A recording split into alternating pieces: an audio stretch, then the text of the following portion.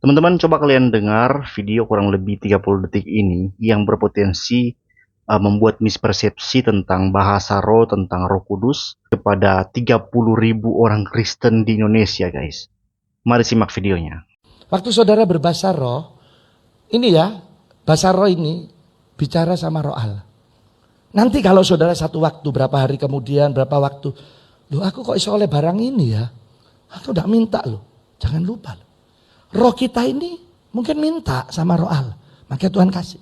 Nah, itu videonya. Di sini saudara saya nggak peduli video panjangnya gimana.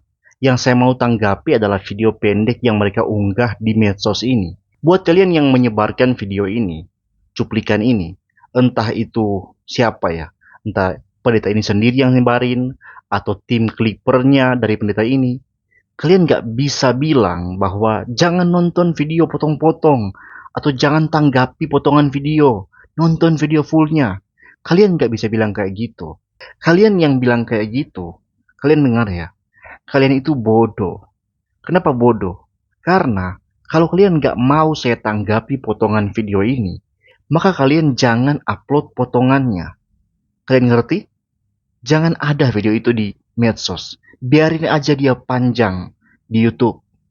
Jadi kalau saya bilang saya nggak peduli dengan video panjangnya, saya nggak salah. Karena bukan saya yang potong video ini. Video ini memang sudah dipotong seperti itu dan sudah disebarin di medsos seperti itu. Dan saya sebagai content creator Kristen, saya berhak menanggapi ini. Pertanyaan saya, benarkah apa yang disampaikan oleh pendeta ini? Bahwa kalau kita berbahasa roh, bahasa roh kita bicara sama roh Allah.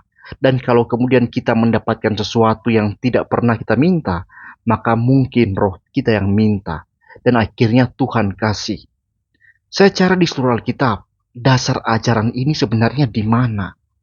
Itu nggak ada. Kalau dibilang dasarnya adalah Roma 8 ayat 26, di sana tertulis bukan bahasa roh, bukan roh kita, tapi Roh Kudus berdoa bagi kita. Dan Roh Kudus berdoa di sini bukan berdoa pakai bahasa roh. Karena di sini dikatakan Roh Kudus berdoa kepada Allah dengan keluhan-keluhan yang tak terucapkan. Artinya kita nggak bersuara, nggak mengucap apa-apa, nggak ada sikap raba-raba di sini. Dan di ayat 27 ditegaskan bahwa apa yang Roh Kudus pintakan adalah sesuatu yang berkaitan dengan kehendak Allah, bukan kehendak manusia. Dan kehendak Allah di sini konteksnya di ayat 28 dan 29. 28 menyatakan bahwa Allah bekerja dalam segala sesuatu. 29 berbicara mengenai tujuan akhir dari pekerjaan Allah yang dimulai dengan doa tadi, yaitu anak-anaknya, yaitu orang-orang Kristen yang adalah orang-orang pilihan, orang-orang kudusnya menjadi serupa dengan Kristus. Dan menjadi serupa dengan Kristus di sini itu bukan tentang menerima barang, bukan tentang menjadi kaya materi atau sehat fisik atau dipromosikan di perusahaan, bukan dapat jabatan, bukan. Menjadi serupa dengan Kristus adalah tentang kehidupan yang mulia seperti Kristus. Pertanyaannya, apa kemuliaan Kristus? Apakah itu mendapatkan barang-barang? Apakah itu menjadi kaya?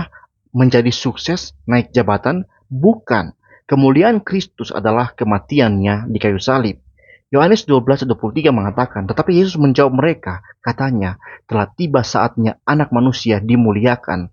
Anak manusia dimuliakan di ayat ini konteksnya adalah Kristus hendak disalibkan. Jadi maksud Yesus anak manusia dimuliakan adalah dia akan menderita dan mati di salib. Dan kematian Kristus di salib adalah kematian karena ketaatan kepada Bapa, pengorbanan kepada orang berdosa, kematian karena kebenaran, kematian karena kekudusan, kematian atas kehidupan yang menyatakan kerajaan Allah dan kebenarannya.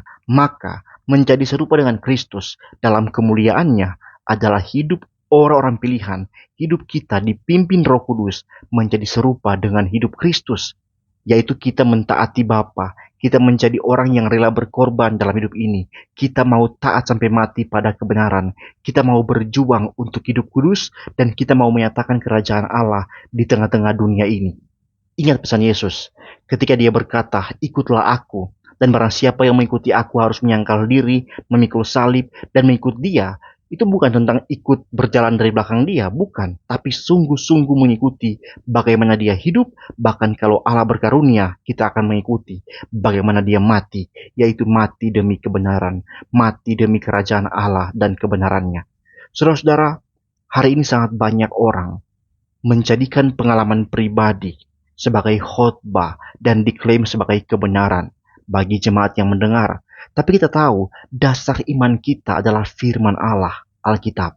Di sanalah Roh Kudus mengikatkan hati orang-orang percaya kepada Allah. Dengan apa seseorang dianggap orang yang taat pada Allah adalah ketika orang itu mentaati firman-Nya di dalam Alkitab.